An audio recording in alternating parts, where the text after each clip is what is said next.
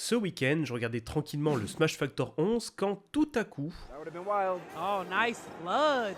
Sandman, you ain't gonna edge guard me. Oh! Oh! Down air! No way! Ah, attends, pause. Qu'est-ce que c'est que ça? That would have been wild. Oh, nice.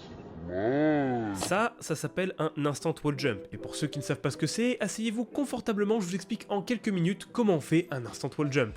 Alors, pour bien commencer, l'instant wall jump, qu'est-ce que c'est? L'instant wall jump est une technique qui consiste à instantanément utiliser le wall jump d'un personnage quand ce dernier est accroché sur le ledge. En effet, dans Smash, on en a déjà parlé, mais vous n'avez que 5 options au bord. Attendre, rouler, taper, remonter sans rien faire et bien sûr, sauter. Le souci, c'est que pour beaucoup de personnages, lorsqu'ils décident de sauter, ils n'ont accès qu'à leur attaque de face et certaines d'entre elles sont pratiquement inutilisables. Si on prend par exemple le cas de Mario, son air manque de portée et son fer est globalement mauvais dans cette situation, alors que son back air lui tape plus loin et plus vite, ce qui en fait une alternative beaucoup plus intéressante. Alors, du coup, comment on fait? Pour faire un instant wall jump, concrètement, c'est assez simple. Accrochez-vous au bord d'un stade avec un mur, mettez votre stick en arrière pour vous le faire décrocher sans face folle, puis très rapidement après, mettez-le en avant. Si vous avez input correctement, vous allez voir que votre personnage va se décrocher et faire directement son instant wall jump. Et là on a le droit de se demander, est-ce que c'est si utile que ça? C'est vrai que remonter du bord de manière offensive c'est intéressant, mais ça reste une micro-situation. Et bah justement, ça ne sert pas qu'à ça.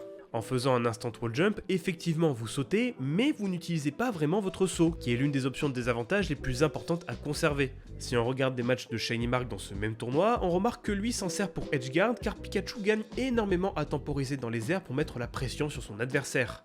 D'ailleurs, vous n'êtes même pas obligé d'être au bord pour le déclencher, vous pouvez également glisser de ce dernier et faire un instant wall jump comme Tilde s'amuse à le faire des fois.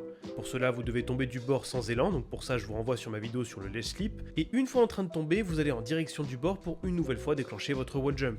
Mais dans ce cas, si cette technique est si utile que ça, pourquoi elle est si peu utilisée? En fait, le principal souci de cette technique, c'est qu'elle requiert énormément de paramètres.